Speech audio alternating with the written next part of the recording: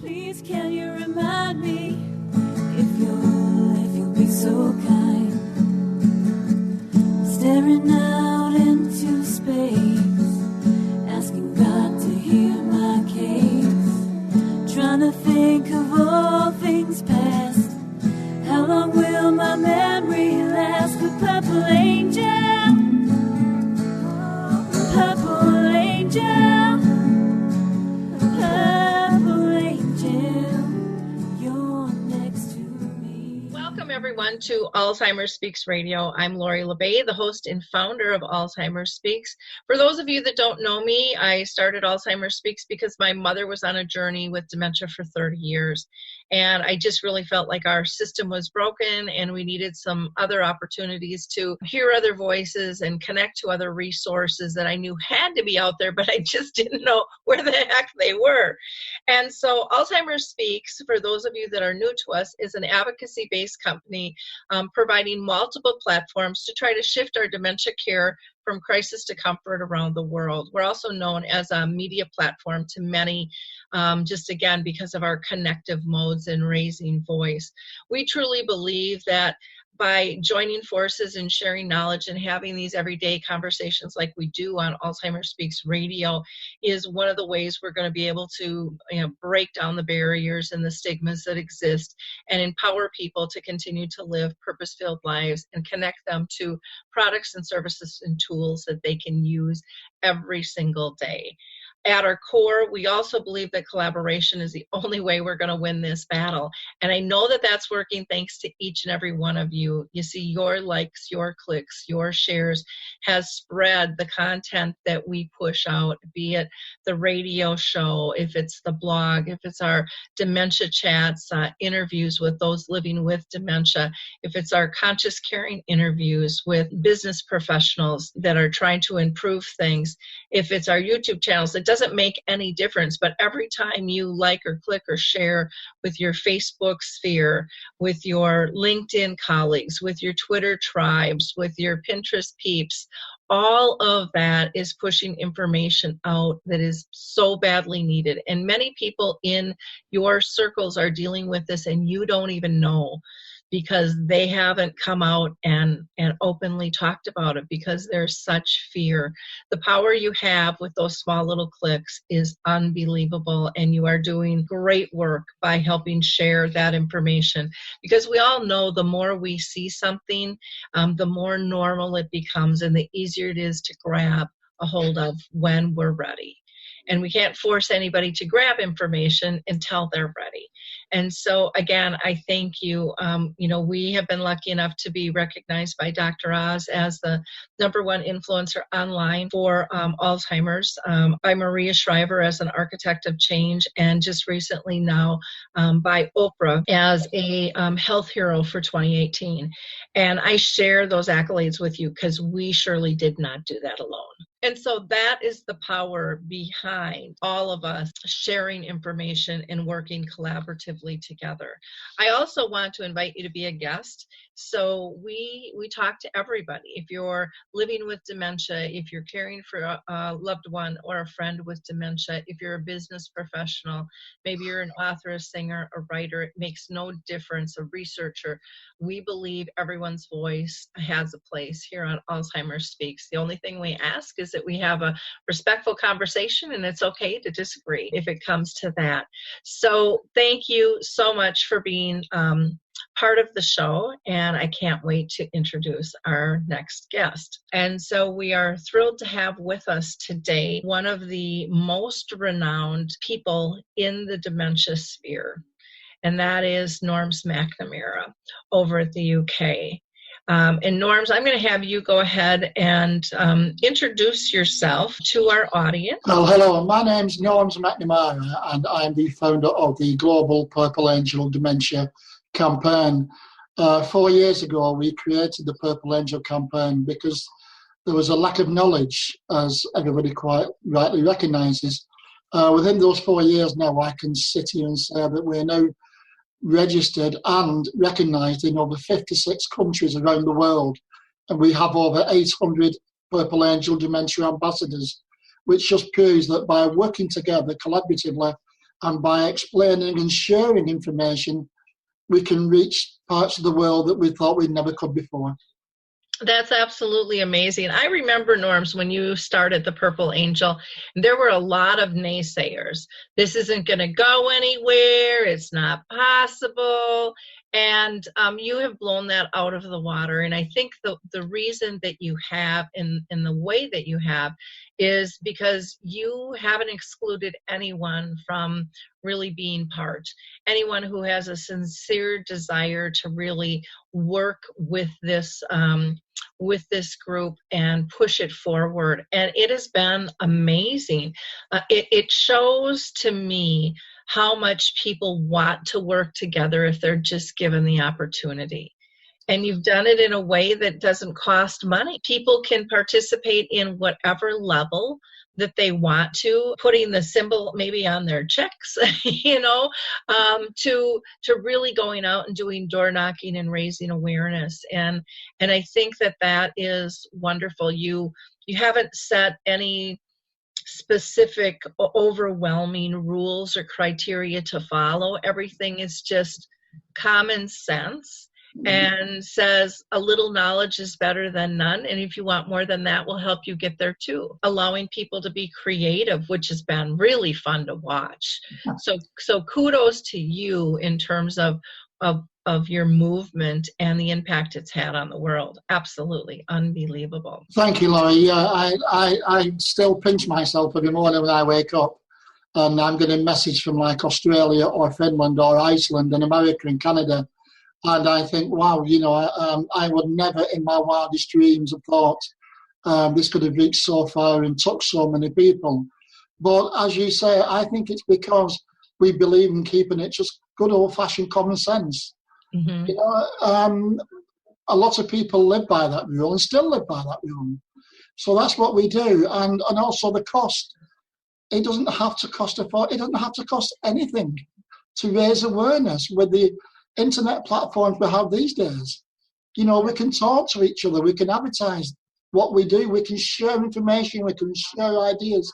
I mean, I have a vivid memory when we first got together all those years ago, with the Memory Cafe, and I'm still so proud that we did that. And since then, the Memory Cafes in America have grown and grown and grown. Over 450 now.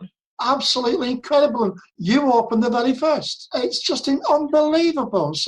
But by working together and saying, listen, just help each other, just share things with each other. We will never get anywhere if we keep it all to ourselves. Share this information, and by sharing it, you're helping people. Exactly. Well, and none of us can serve everybody anyways, and this feeling of a need of trying to have to outdo one another instead of working together to improve the situation. And I mean, you guys were so kind in terms of just opening up everything and saying, here it is, build them, they'll come. Yeah. And over here in the U.S., we don't have funds. And so it's strictly all volunteer based. Government's not involved, which in some ways is good, I guess. But it's opened the door to creativity in terms of really meeting the people's needs. And I have a call later this afternoon mentoring somebody who wants to start one. And, everybody thinks that there's going to be this bed in a bag with all the criteria of if I do A to B to C to D to, it's just going to, it's going to happen.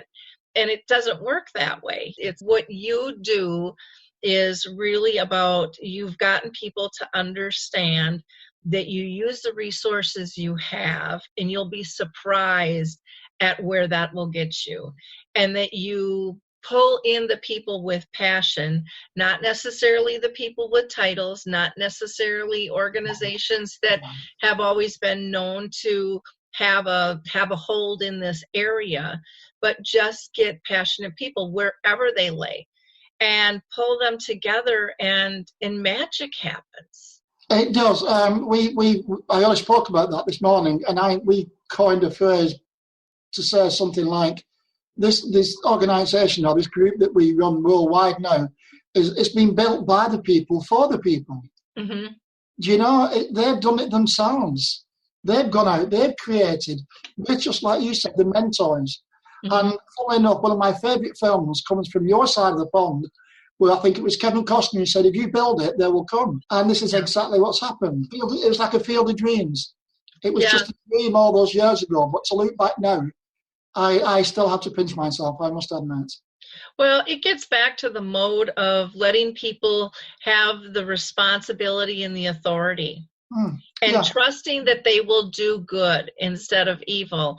And, you know, your group just self-monitors, and every once in a while there might be a bad egg and you pluck it out of the basket and you move forward, and you don't really talk about it anymore. It's just, we're moving on, and I think that's a huge difference anyways, especially here in America, because people always seem to think the worst. We're kind of sue happy over here, and people are worried about failure. And, I think you and I both look at failure as great progress. We're one step closer to figuring out what is going to work. And exactly. You don't beat yourself up. You're glad you tried, and now it's time to try something else. And you're fluid in terms of your delivery, so that you're always open to meeting the new needs, because the needs are going to change with each group. And so I have to let the group know, and I'd like you to actually tell people, because some people might not know, Norms, that you're actually living with dementia.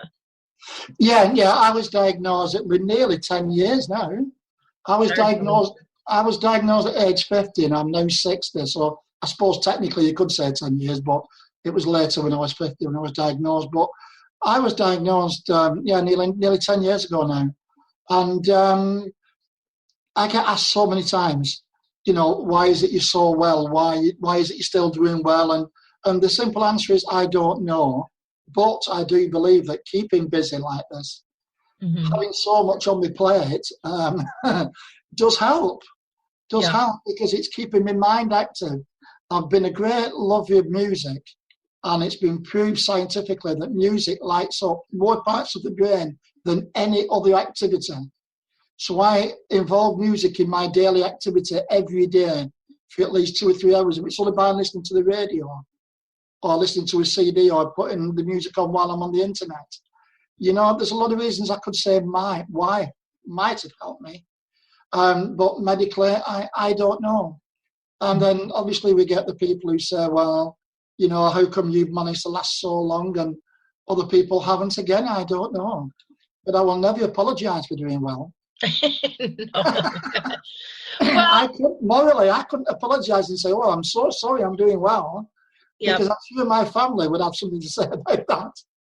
Well, in like here, people will look at you and go, wow, he really does great. But you really struggle at nighttime and sleep. And if you haven't read any of Norm's writings, you need to, because they are so powerful and so descriptive. And others living with this disease just say, oh, bingo, that's it.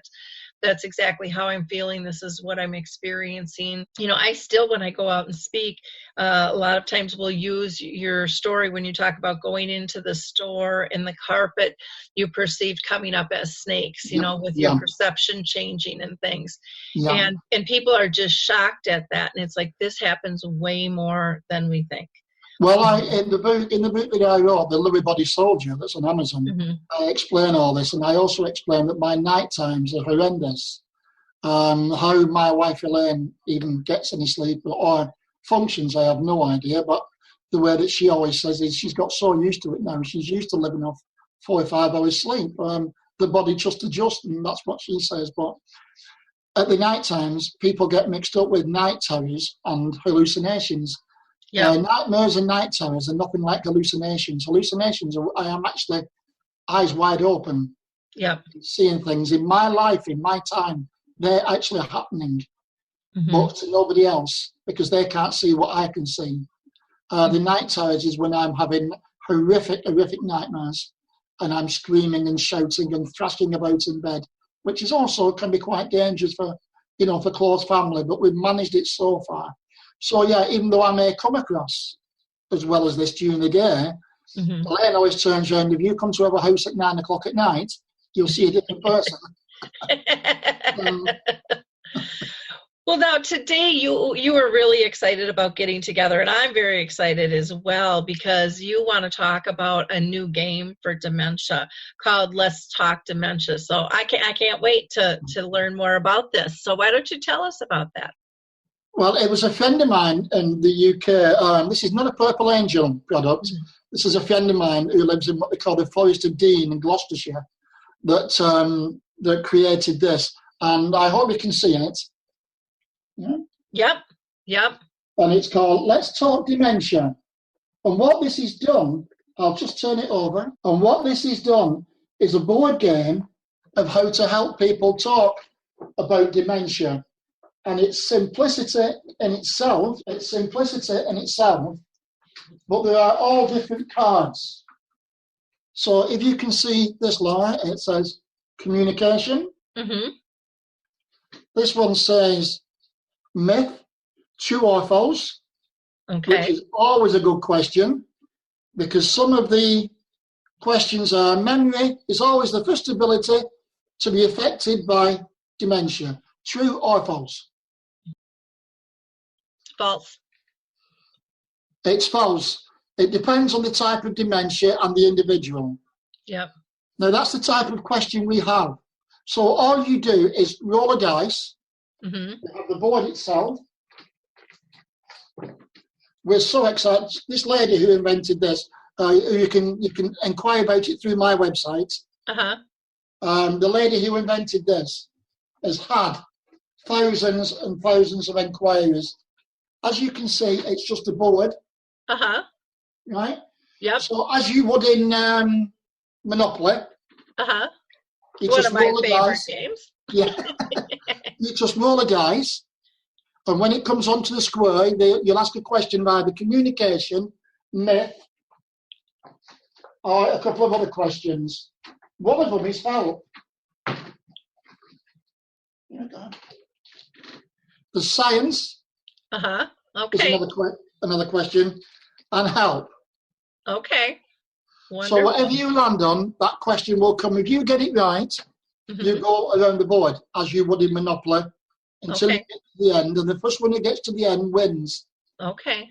The thing is, while you're having fun doing this, unknown to yourself and subconsciously, you're learning all the time. Yep.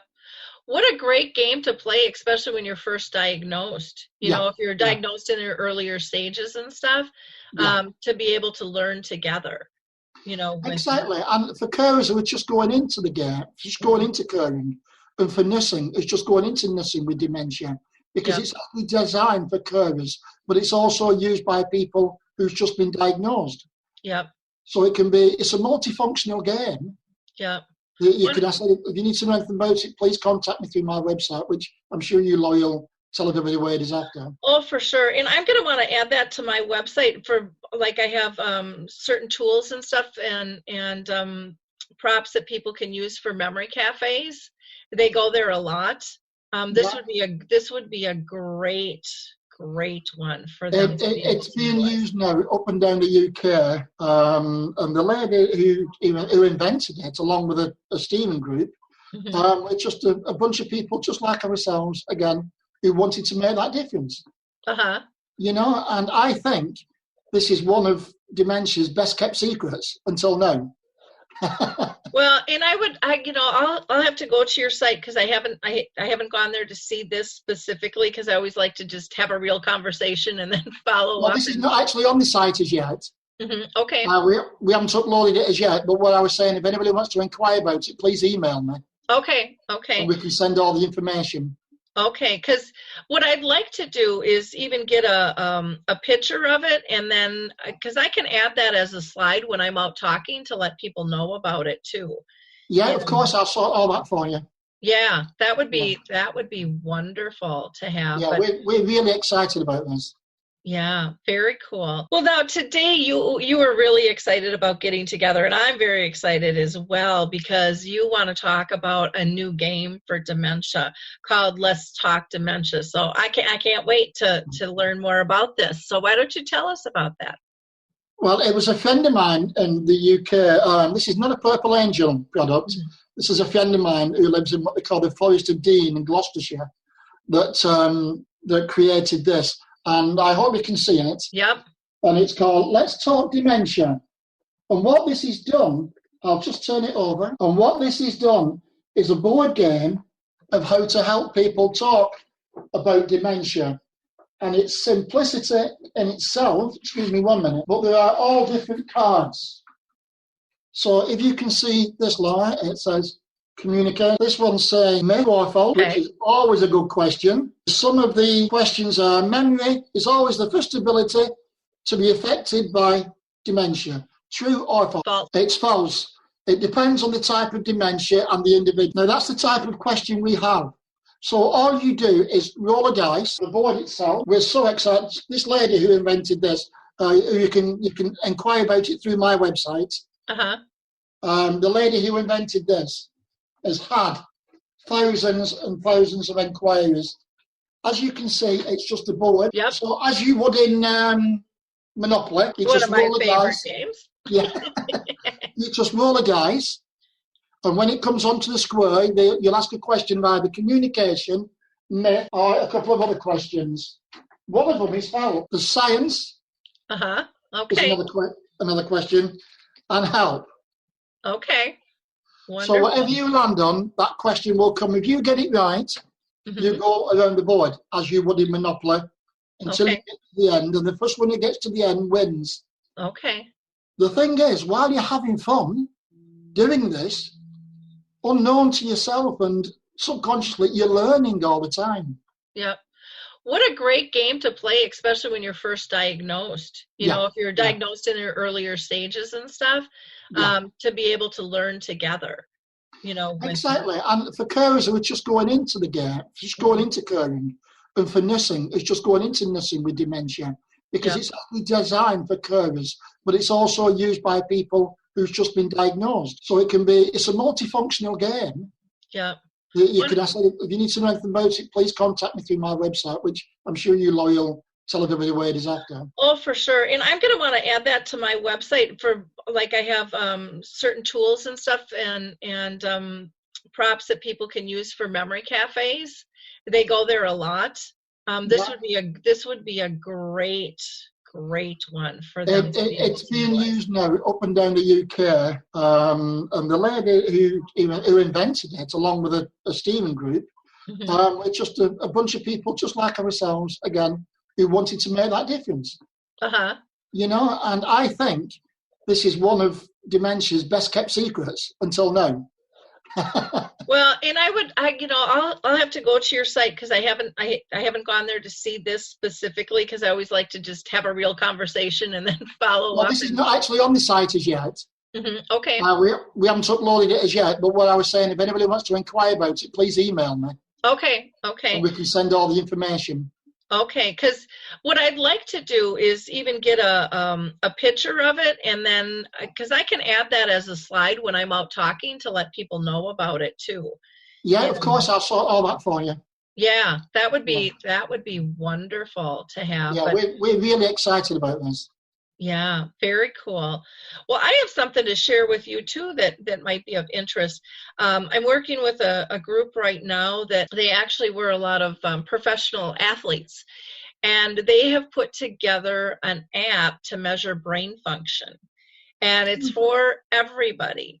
But a friend of mine used it, and he says he uses it every morning because he can tell if he's going to have a good or a bad day. But it helps us analyze the different parts of the brain, and it's all through video games. It's an app.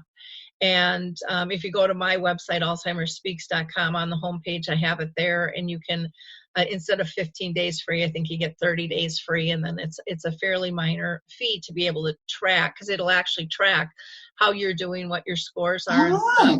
Exciting. And so it's something that people can share with their doctors or not, which will probably educate some doctors out there, you know. But it's a way to be able to self-monitor, and it's a way to look at, like, if your score's low. They shared a story. I did a interview with them on the radio show, And they shared a story of they do like a school challenge, and one of the kids' score came back really low, and the teacher kind of pulled him aside and said, "Hey, what's going on? This isn't like you." Well, here, his family was really struggling financially, and in 2 days they were going to turn off their electricity, and he was scared to death. So the teacher then intervened, got a hold of the family, got him on some kind of supplemental program, and then his scores went right back up. Yeah. But it just shows how stress can affect us, or lack of sleep can affect us, what we're eating or drinking, those types of things, on top of disease-related type things. But it's just a way for people, if they're diagnosed or not, to just be more aware of really the number one organ you need to survive, in your body. And we don't really pay that much attention to it. And it's a fun, easy way to do it, but it's called Roberto. They also are starting to bring this into businesses now, so that companies can analyze team function and how they're working together, which is kind of cool. And then into the schools. And again, they started it initially because of the concussions. Yeah. And so, but I just think that that's a really interesting. I'll take a look. Yeah, that sounds wonderful. So there's lots of cool stuff happening out there, and that's one of the things I love talking with you about. And so I'd be amiss if we don't talk about WRAD. So tell people what the heck WRAD is. Well, WRAD stands for World Rocks Against Dementia. Rock Against Dementia actually started in America. Wayne Mesker began with that. And I came across it on the internet. And I wanted to take it one step further because of the contacts that the Purple Angel has around the world. And I thought, what a wonderful concept of WRAD is. Why can't we put the W in front of it and call it World Rocks Against Dementia and get as many countries involved as possible? Thankfully, Wayne said yes, so we've worked collaboratively together ever since. And this year is our third year, and on the weekend between March the 23rd and March 25th, we'll be holding our third WRAD, or World Rocks Against Dementia, and it's our biggest yet. Because once again, we've not had the TV coverage, we've not had national coverage, we've not had big celebrities talking about it or being televised about it. Again, this is by the people, for the people. And even though we've not had that coverage, events are now happening in 17, maybe 18 countries around the world. It's spanned over 5 continents. It will affect thousands, if not millions of people will be joining in, or they will know about WRAD about that weekend. Nobody has ever done anything as big as this. And this is our third year, and we're growing. Every year people want to know what we're doing. And again, we've kept it simple, Laurie. It doesn't matter if you have a coffee morning with 3 of you and you play a bit of music, or you go to MacArthur Park and you have all the bands in the world. It doesn't matter if you have the Rolling Stones or you have a local band. It really doesn't matter, as long as people come together within them days and remember those we've lost, remember those who have dementia, and remember those who are going to get diagnosed with dementia. Just for those few minutes or an hour, that's all that matters. Again, it's not about cost. Volunteers, yes, if you're holding a big event, but we're holding small events. We held the first one over here. It was a huge event. We had thousands of people, and we had 12 choirs, and it was an amazing event. But this year we're doing it at our own little memory cafe because people are doing exactly the same all over the world. So it's not about the big event, but it's about the big picture, and it's about people coming together to celebrate people who are living with dementia, remembering those who we've lost. So once again, on that weekend, if anybody, and we've still got over a month to go, if anybody would like to hold a coffee morning or a small musical event, or if they will even go busking and put a sign of the Purple Angel, it doesn't matter. As long as somebody's doing something for that day, let us know, and we'll put you on our world map, and we'll give you a mention and tell everybody else in the world the good work that you're doing. Now, what are the dates again? March the 23rd to the 25th. Okay. Friday, Saturday, Sunday.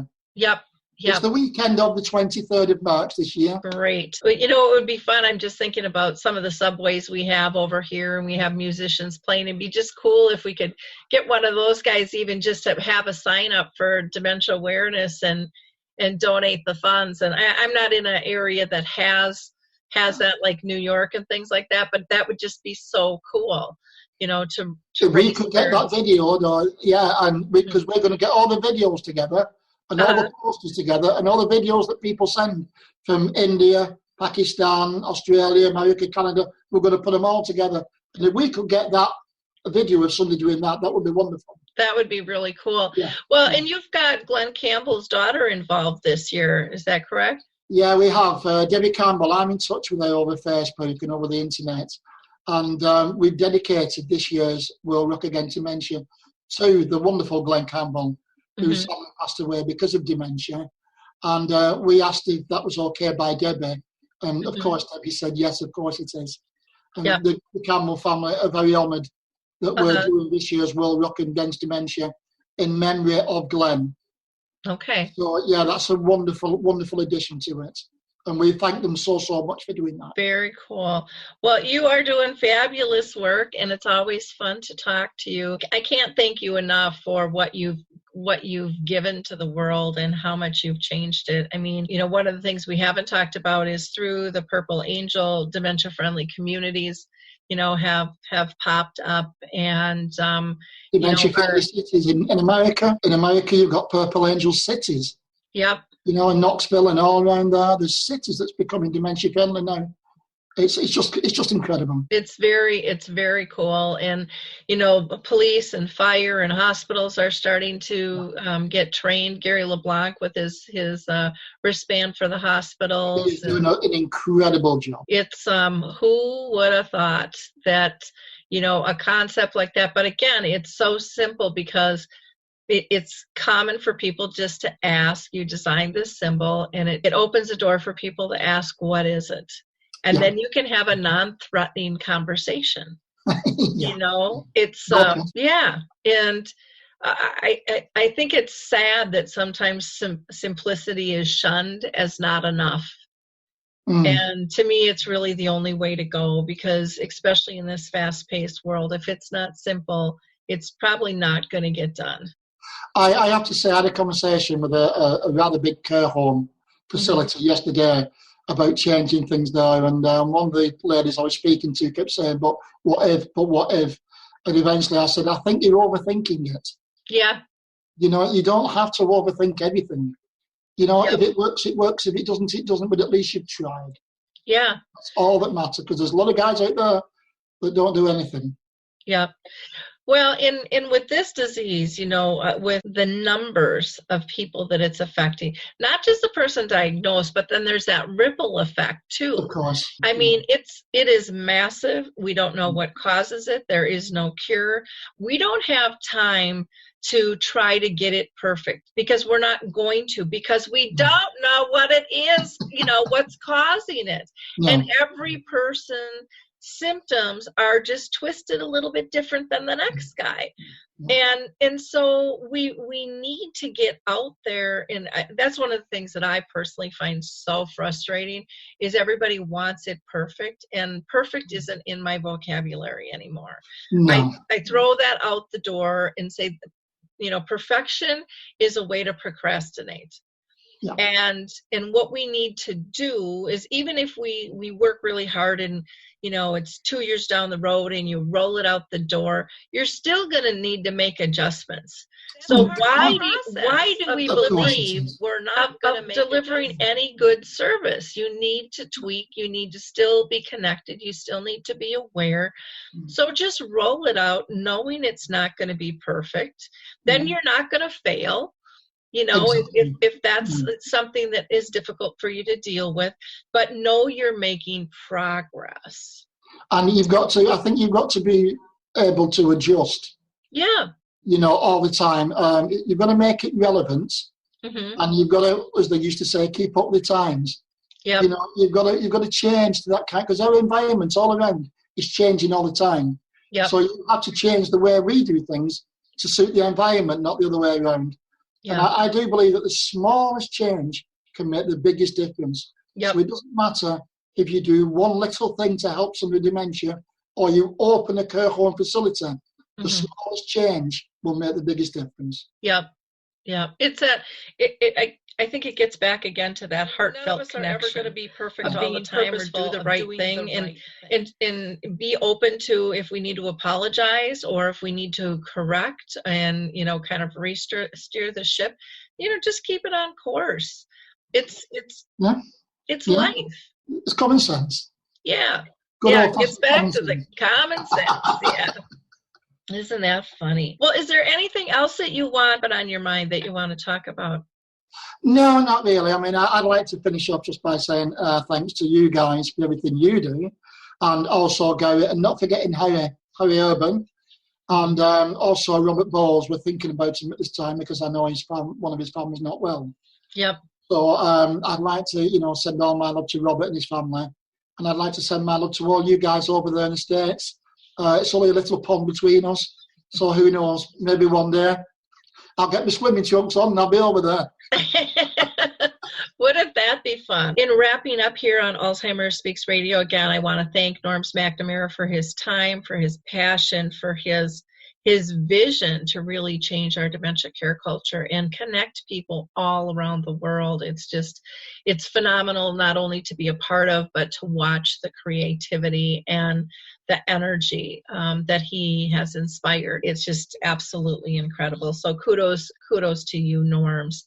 I also want to just let people know, a lot of times people ask, where am I going to be? I am going to be out in Indiana, in Chesterton, Indiana, March 6th through the 9th, and then I'll be down in Melbourne, Florida, March 15th through the 19th, and then the 26th through the 28th of March, I'm going to be out in Washington for their Northwest Rural Health Conference, which I'm really excited for because I know our rural areas are really lacking compared to our metropolitan areas for services. So I'm very excited about that. I also want to just do some shout outs to some companies that I just adore.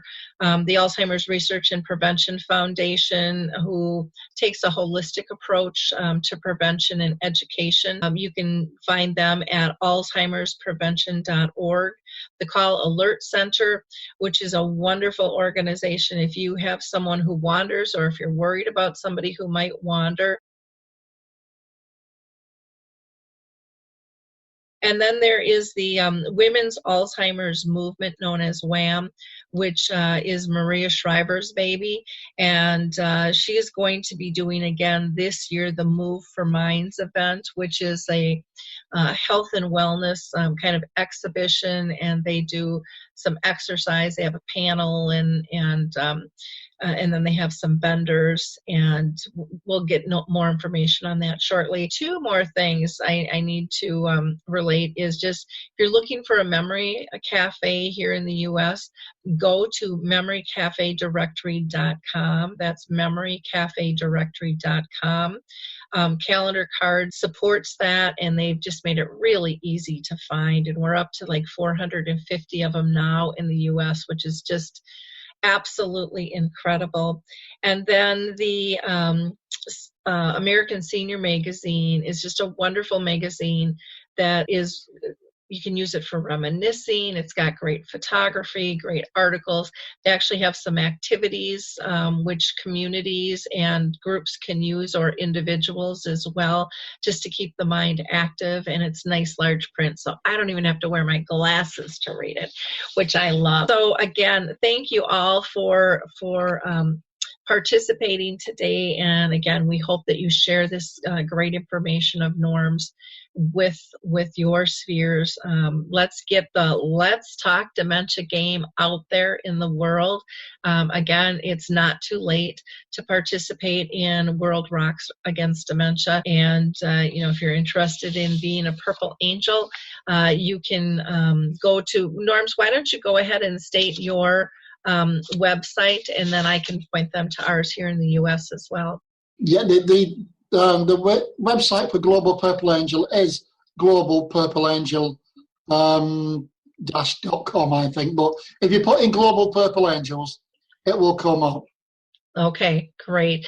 And for the Purple Angel here in the U.S., you can go to alzheimersspeaks.com and just go to our projects and initiatives page, and then there'll be a little tab that says Purple Angel there, and we will get you the information you need. Again, thanks so much for your time. It's always just a joy to speak to you. I just honor you, and you truly are my mentor. So thank you, Norms, for all you do. Thank you very much. Thank you.